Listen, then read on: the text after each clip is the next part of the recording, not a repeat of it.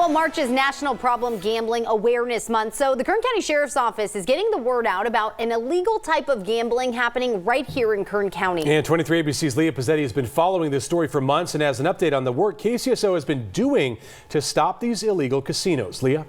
Tim, Jessica, this type of illegal gambling has evolved very quickly. They started as internet casinos people would visit to gain internet access. They then transitioned to massive gambling tables like you'll see here in just a second, similar to penny slots for people to make cash. Now KCSO says this illegal gambling is moving to cell phones.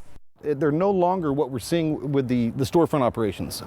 You might go to a convenience store that is taking credits, and it's an online Bitcoin, and you pay the clerk and they keep a separate drawer.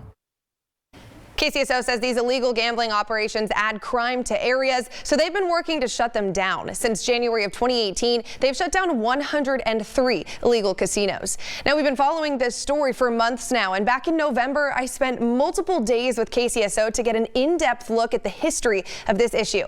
Check it out.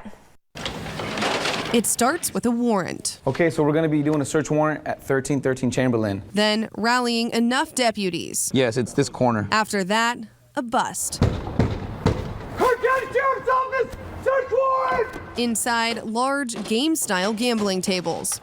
Money, sometimes drugs, sometimes weapons, leading to arrests. Finally, seizing the tables.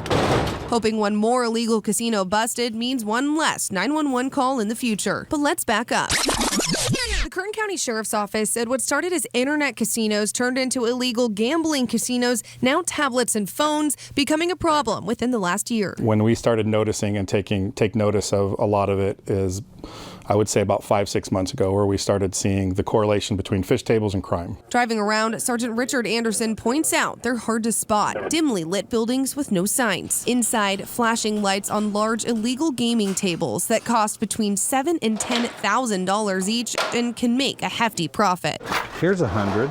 If you can take basically a $7,000 investment, plug it in a wall, and make twice your money in 2 days, what's going to stop? I mean, it's more profitable than drugs in some aspects. Sergeant Ryan Dunbier says the illegal gambling attracts the wrong crowd, which brings down the surrounding communities. It's a collection point for criminals, and it brings a criminal element to whatever area that they own and operate. So the 911 calls started.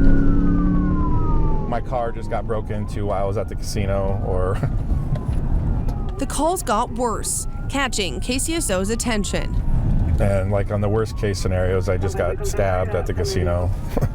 Then, shootings. KCSO was investigating a deadly shooting at this internet casino right behind me. That was kind of the straw that broke the camel's back, is when we started getting the stabbings and the violent crime.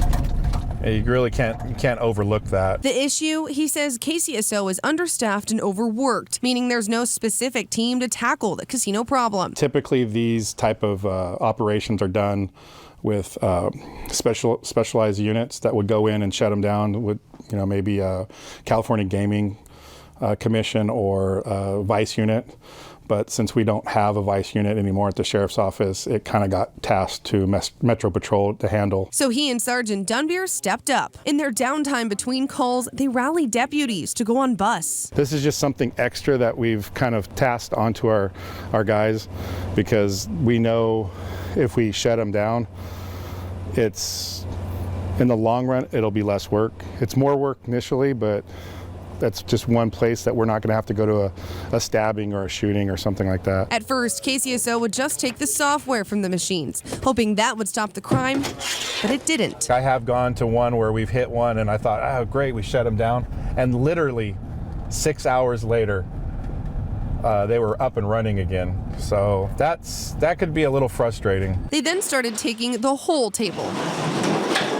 By taking the entire machine, it puts them out of business. Which can be tricky to get out of the buildings and tricky to store. This one's full, yeah. In the past 6 months, KCSO has busted 57 casinos, making 124 arrests, confiscating almost $117,000 and seizing 524 machines, actually running out of storage and having to expand their storage to a bigger county warehouse.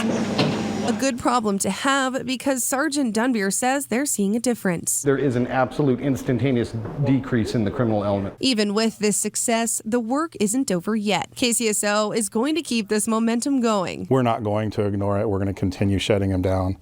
We're not going to back off. They'll keep working. And with every bust, every dollar confiscated, and every table destroyed, they hope to stop the violent crime across Kern County and end illegal casinos for good.